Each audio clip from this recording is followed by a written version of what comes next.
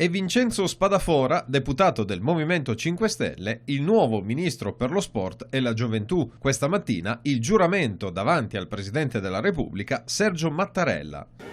L'onorevole Vincenzo Spadafora, ministro senza portafoglio. Giuro di essere fedele alla Repubblica, di osservare lealmente la Costituzione e le leggi e di esercitare le mie funzioni nell'interesse esclusivo della Nazione.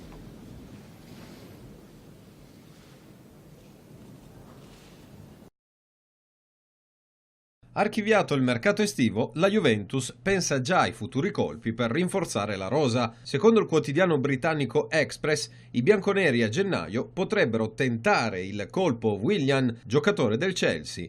L'ala brasiliana ha il contratto in scadenza nel 2020 e se non ci dovesse essere un rinnovo potrà iniziare ad accordarsi con altre squadre a partire proprio da gennaio. Il tecnico del club inglese, Frank Lampard, vorrebbe trattenere Willian, ma al momento non vi è alcuna trattativa tra la società e il giocatore ex Shakhtar, che potrebbe così diventare l'ennesimo affare a parametro zero per i campioni d'Italia.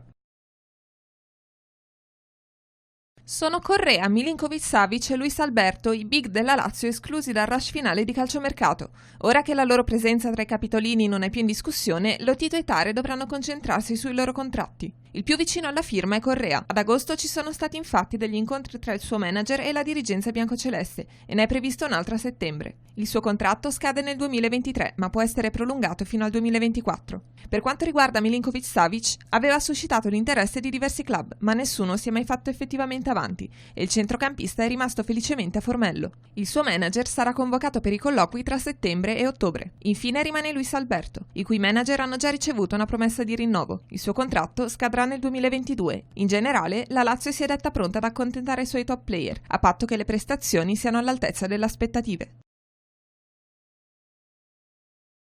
Nei giorni che precedono il Gran Premio di Monza, il pubblico italiano può festeggiare il rinnovo del contratto con lo storico circuito fino al 2024. È stato infatti trovato e siglato l'accordo con la Formula 1. L'annuncio è arrivato durante la festa per i 90 anni della scuderia Ferrari a Milano, congiuntamente da Angelo Sticchi Damiani, presidente di ACI, e Chase Carey, CEO di Liberty Media. I due hanno firmato il nuovo contratto in Piazza Duomo davanti ad una folla in tripudio. Non è stato facile, ma alla fine abbiamo trovato un accordo con la Formula 1 e adesso possiamo dire con serenità che il Gran Premio a Monza ci sarà fino al 2024, afferma Sticchi Damiani, un accordo che fa felice anche Liberty Media, organizzatrice del mondiale. Non potrei essere più contento di questo annuncio, spiega Chase Carey, perché ci sono tante altre gare nel calendario della Formula 1, ma c'è solo una Monza e un solo pubblico italiano.